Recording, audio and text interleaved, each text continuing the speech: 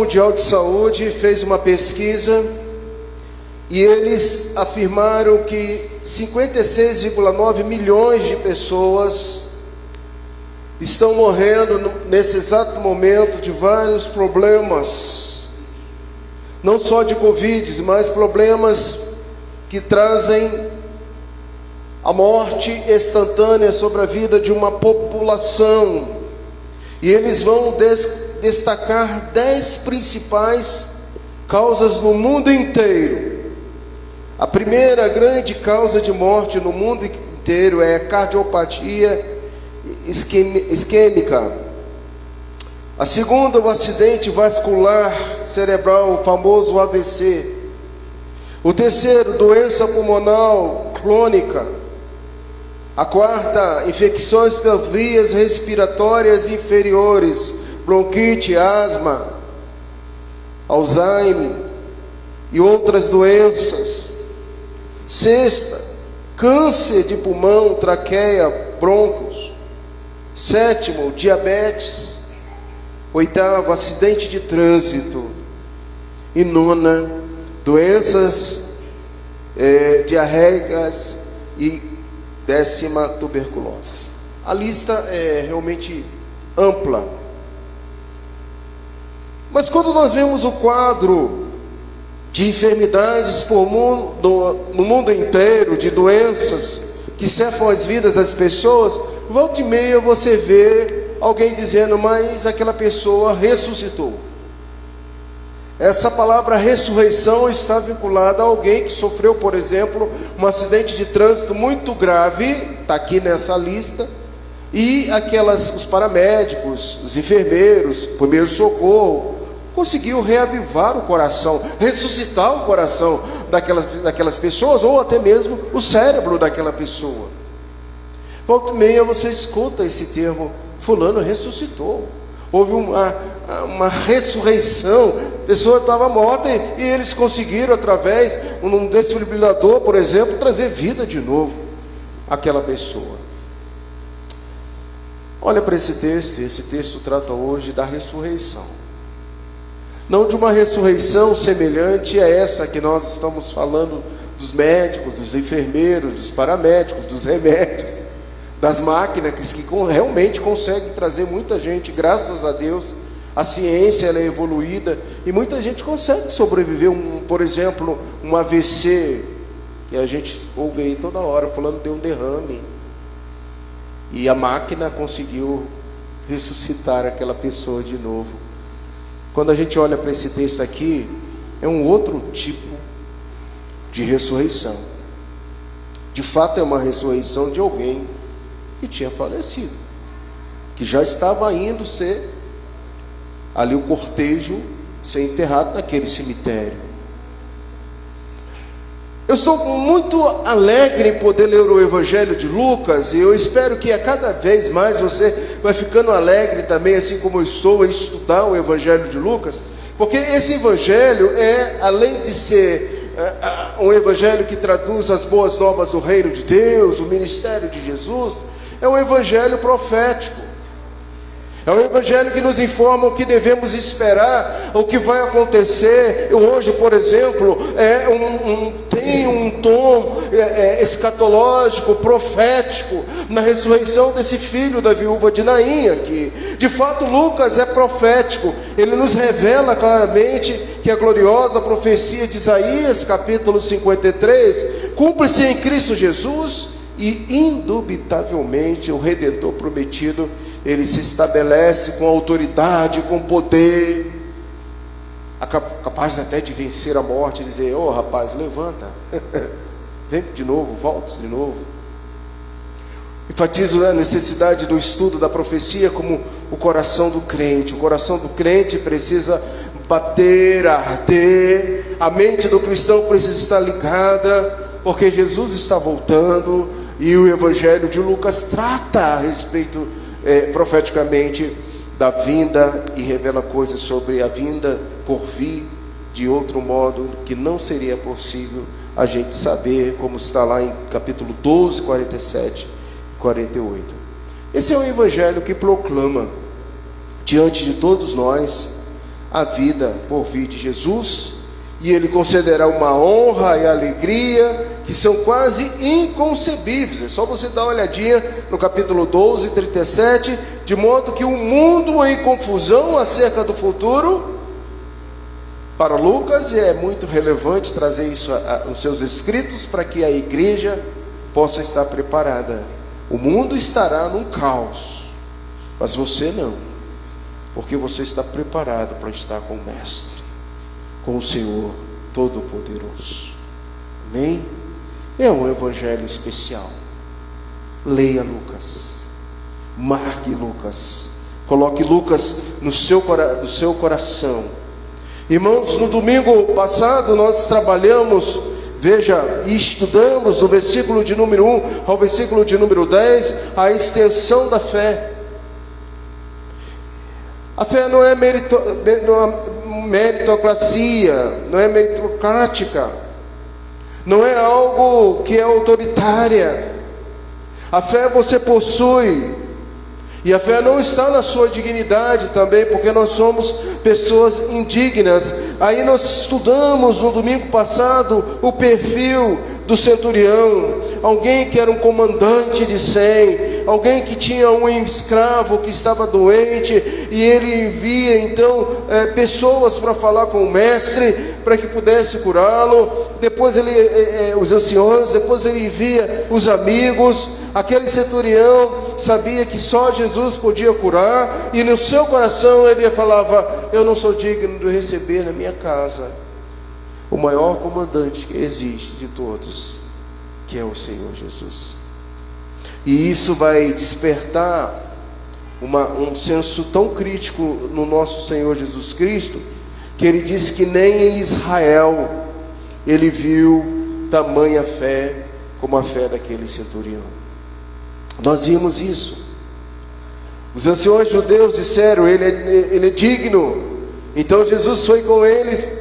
A grandeza de Jesus sugere o fato de que, embora o centurião esperasse até que fosse tarde demais, o servo estava à beira da morte, não ser ele judeu, mas pertencer a um grupo étnico distinto, uma base sobre a qual os anciões intercederam, dizendo que ele era digno. Mas o centurião, no seu coração, ele afirmava: eu sou indigno, eu não tenho dignidade nenhuma. Queridos, que conforto! O mestre partiu imediatamente ao encontro daquele homem, e ao chegar ali, ele então ressalta a grandeza, a extensão da fé, de não estar centralizada no próprio eu, no próprio homem, na sua pessoa, mas na pessoa, na dignidade do nosso Senhor Jesus Cristo.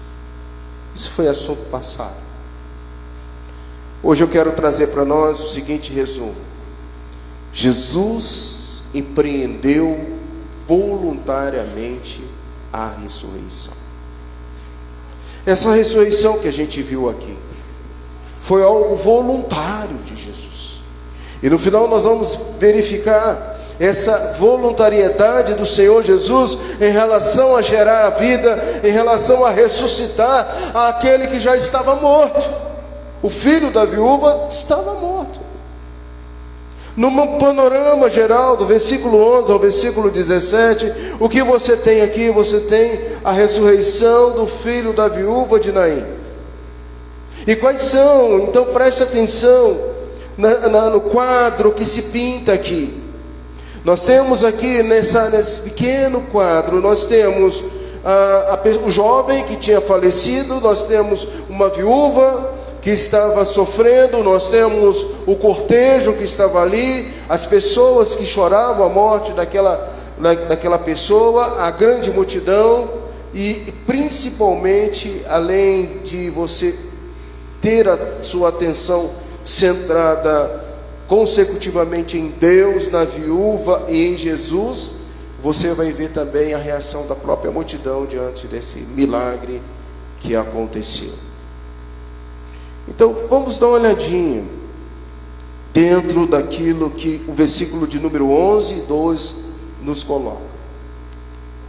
O texto começa falando que depois que aconteceu a cura do servo do centurião, no dia subsequente, Jesus dirige-se à cidade de Naim, e ia com ele seus discípulos e numerosa multidão, porque as multidões acompanhavam o Senhor Jesus dali para colar, de lá para cá.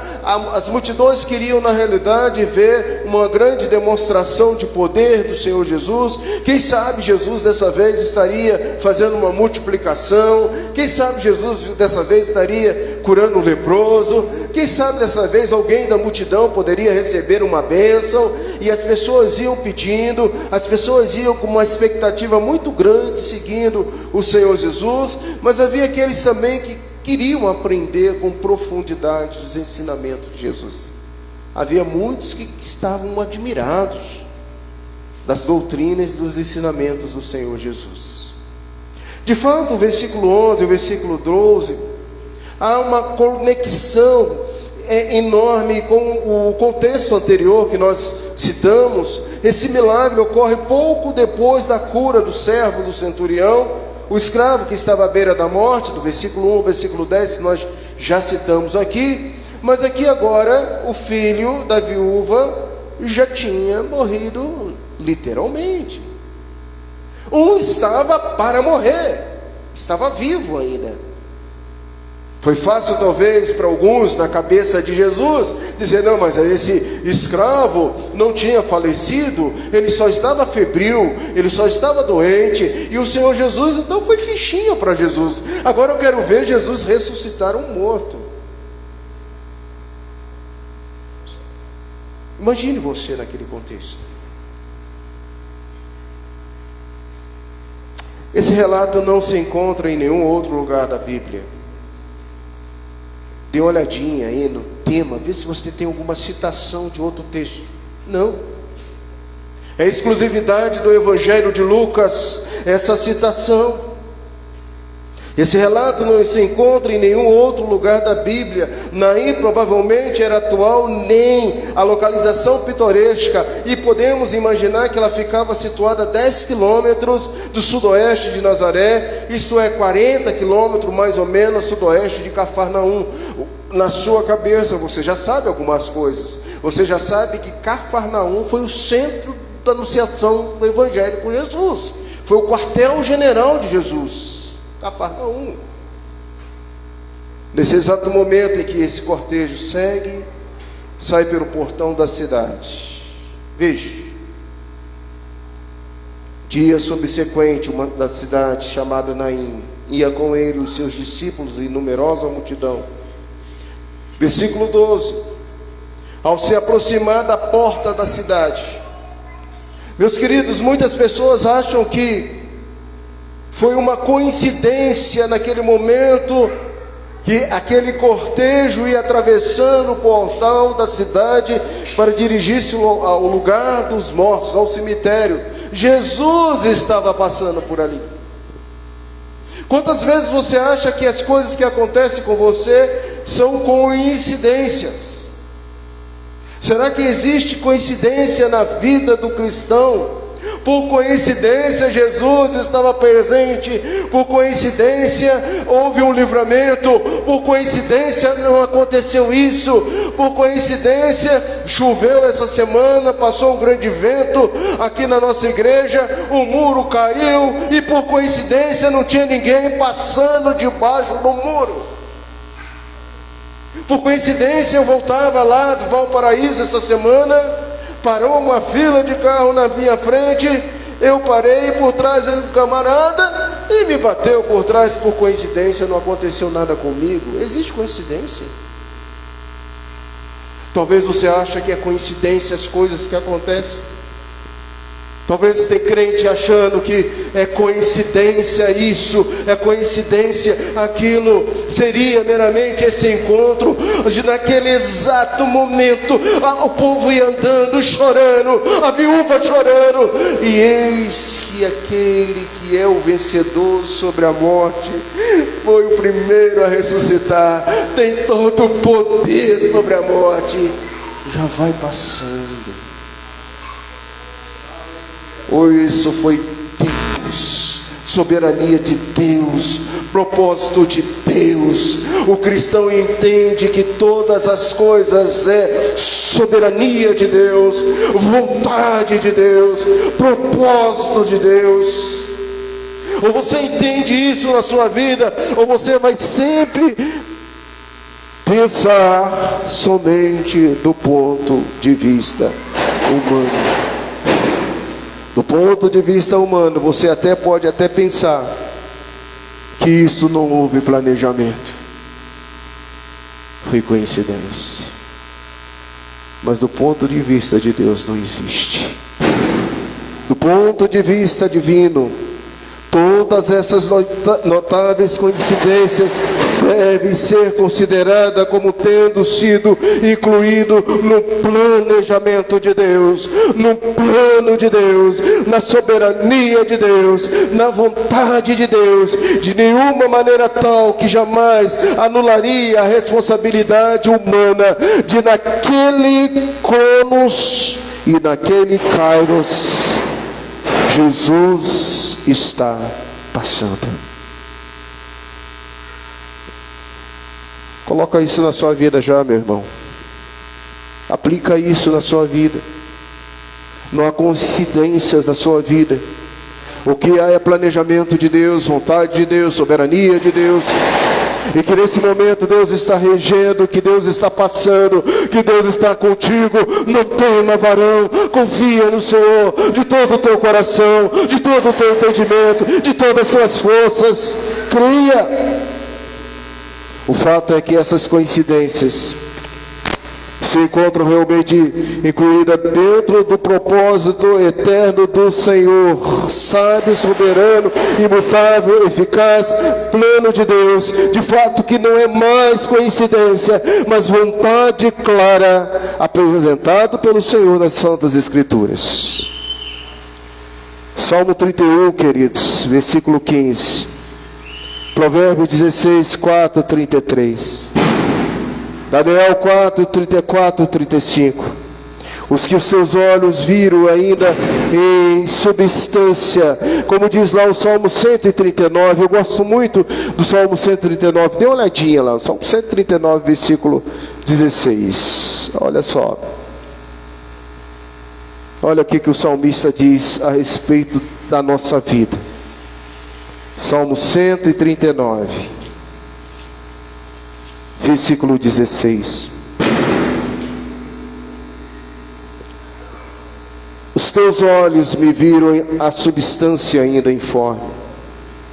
Os olhos de quem? De Deus. E no teu livro foram escritos todos os meus dias, cada um deles escritos e determinado, quando nenhum deles havia ainda.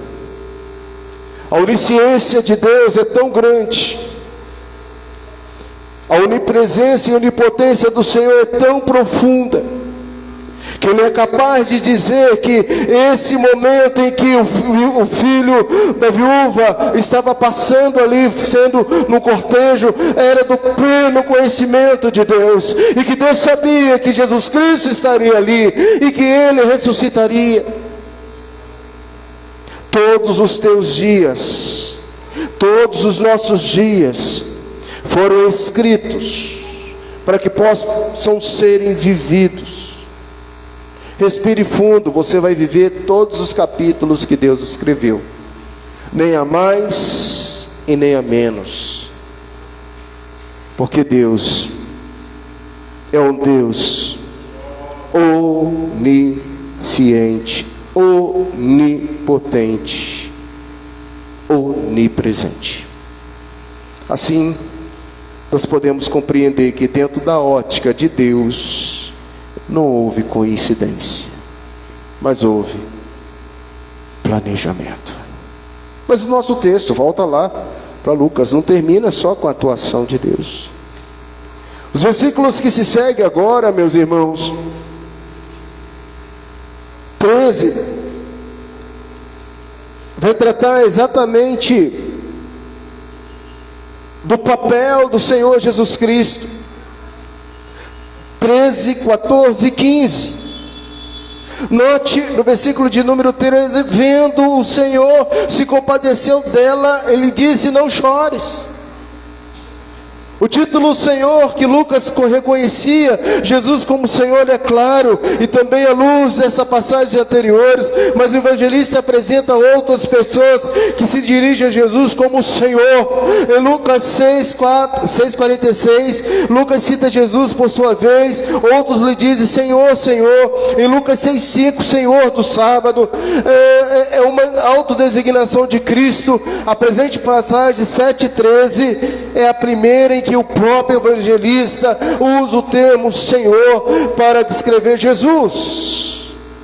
Ele o faz também em 7,19, 10,1, 39 a 41, quanto ao uso que Marcos faz de seu termo. Muitos provavelmente houveram uma razão especial para que dentro desse contexto particular Lucas viesse chamar Jesus de Senhor. Sabe por quê?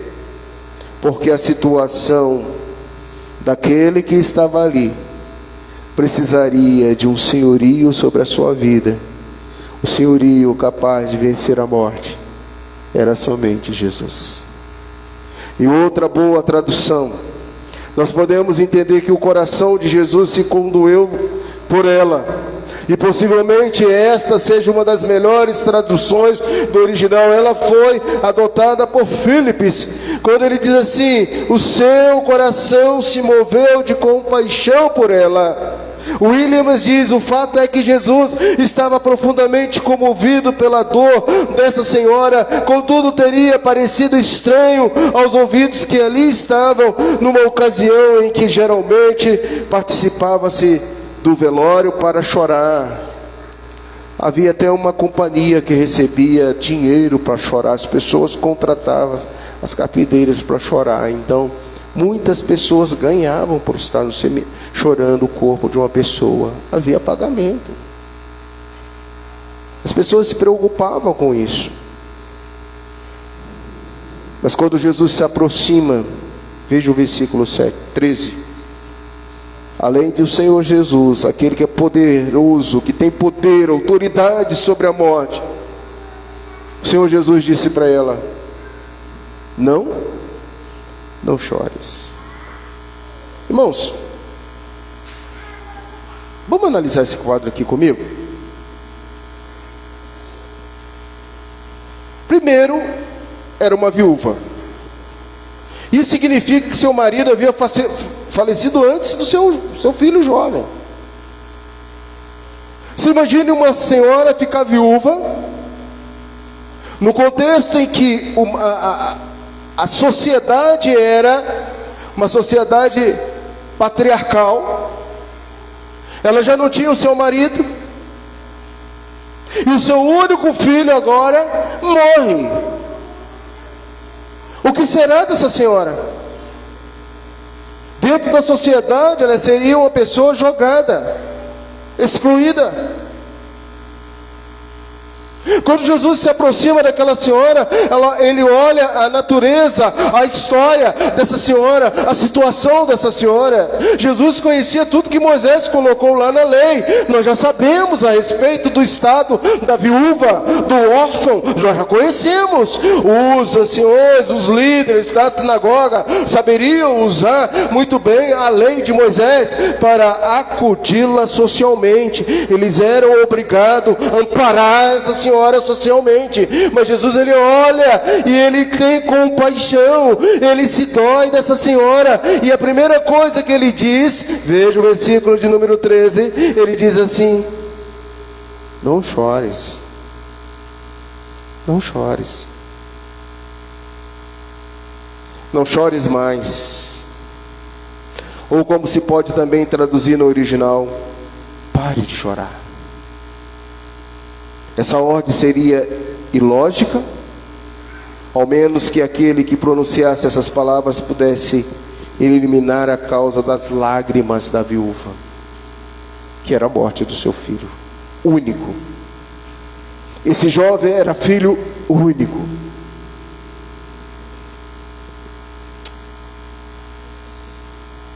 E a multidão que estava com ela? Versos 16 e 17.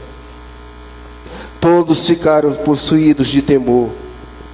Glorificaram a Deus, dizendo: o grande profeta se levantou entre nós. Deus visitou o seu povo, e essa notícia a respeito dele divulgou-se por toda a Judeia, por toda a circunvizinhança.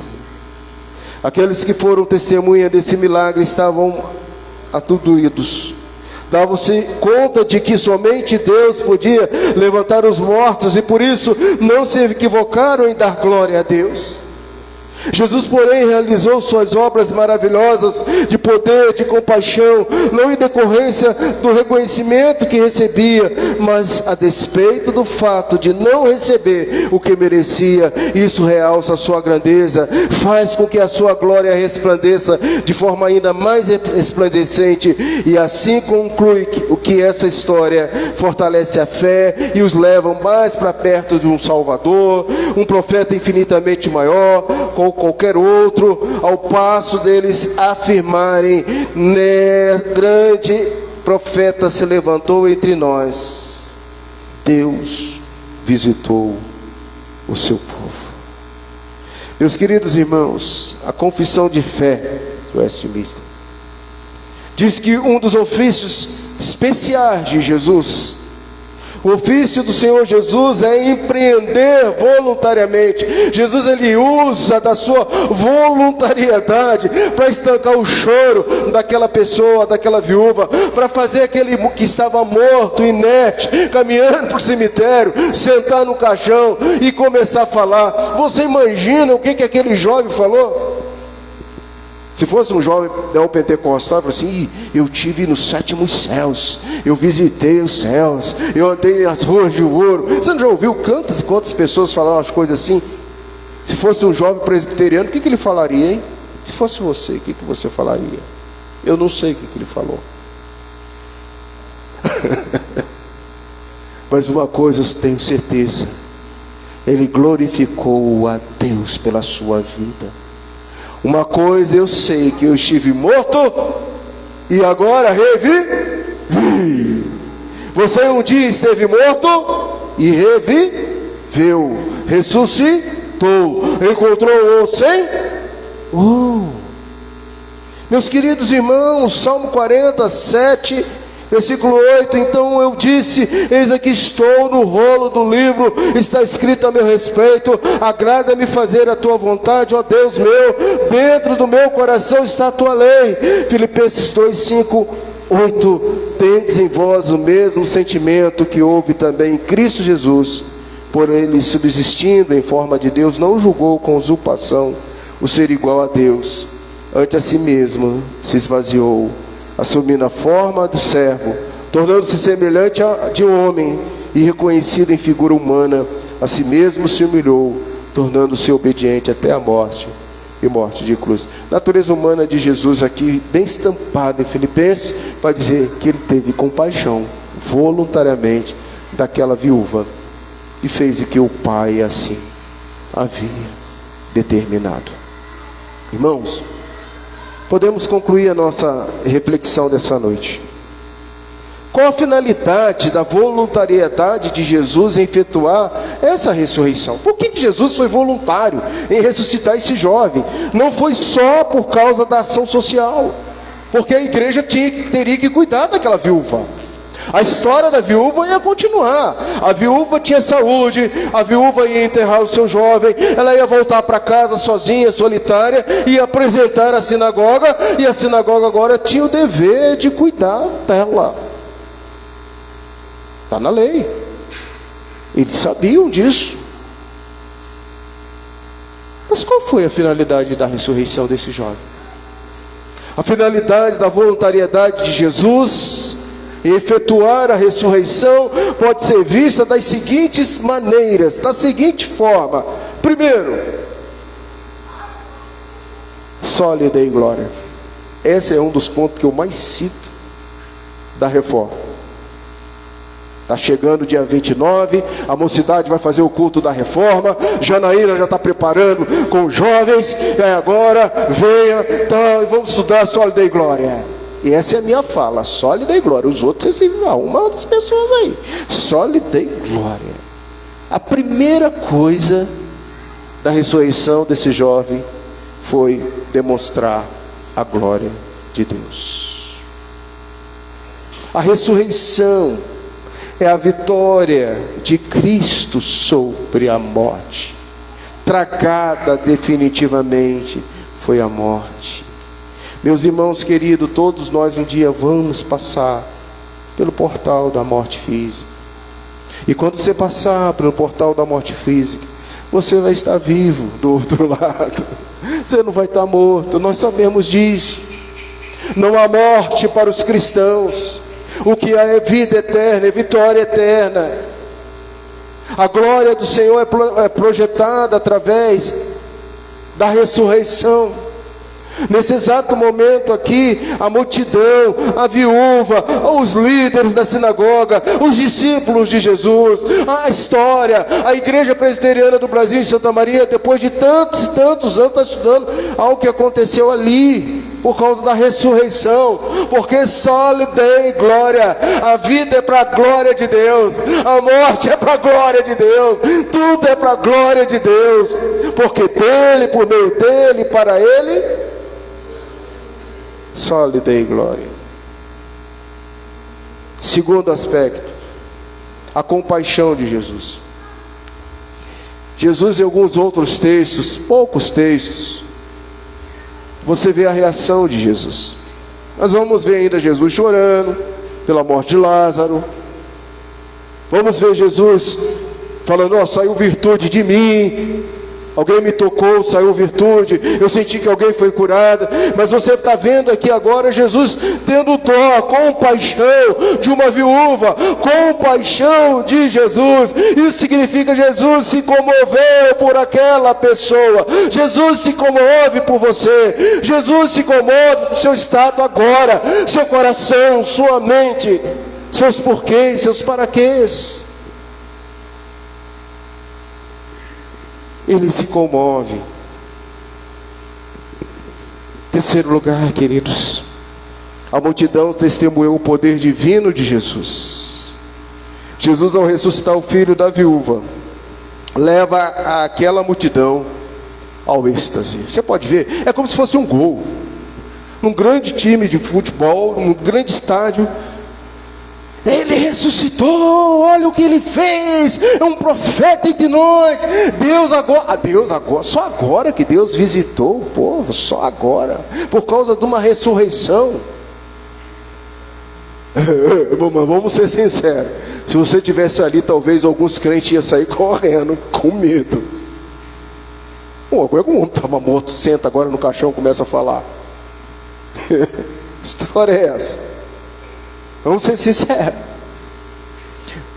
Por toda parte, toda região, toda religião, não paravam de dizer que alguém jovem, porque não era velho, um jovem único, é muita coisa específica, de uma pobre viúva, o Senhor Jesus havia ressuscitado. Você está vendo, meus irmãos, como é que o Senhor Jesus faz? O que mais essa passagem nos ensina de maneira prática? O seu coração se condoeu por ela. Jesus poderia requerer aos principais líderes que socorressem aquela viúva de forma física e legal, mas ele comoveu-se dela. Ele devolveu o seu filho à sua mãe. Que profunda compaixão. Ele disse: não chore mais, a morte não venceria a vida. Ele queria ser o primeiro a vencer. Ele que seria o primeiro a vencer a morte, restauraria a vida àquele defunto jovial que ali estava. Que infinita sabedoria do Mestre. Hoje, um aspecto fundamental para a sua vida é que o seu cortejo está também passando. O seu cortejo está passando. O cortejo da morte daquele jovem foi cancelado. E o seu cortejo?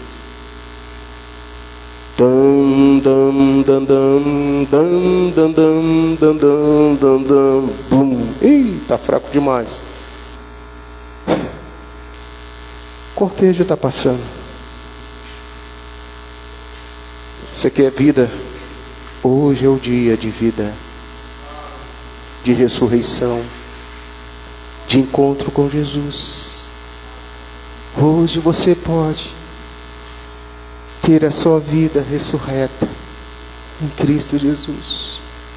O seu cortejo está passando.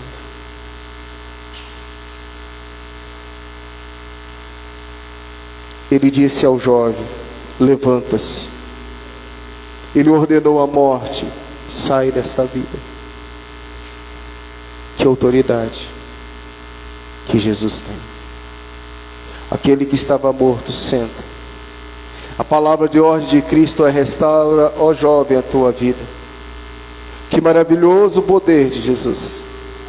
Você precisa lembrar que no dia da ressurreição, Ele quem dará as boas-vindas. No grande dia em que do sepulcro saíram os corpos dos santos, e que nós formos ao encontro do Mestre Senhor Jesus, Ele vai olhar para você e vai dizer: seja bem-vindo, bendito do meu Pai.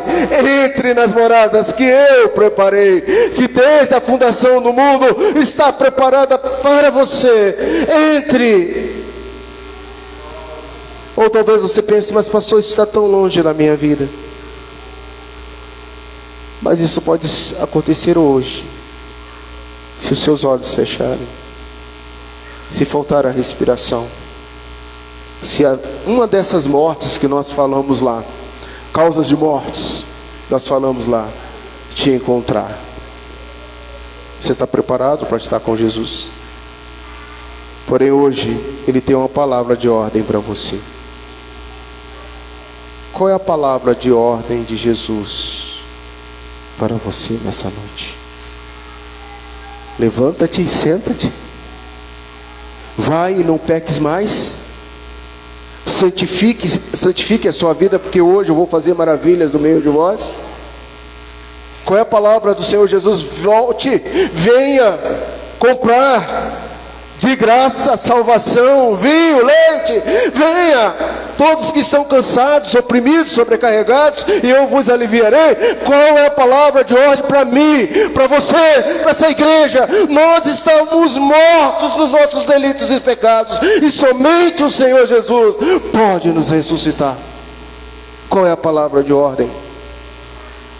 Que nesse momento, irmão, você possa agradecer ao Senhor, porque você estava morto, estava perdido, foi encontrado e reviveu. Só lhe dei glória.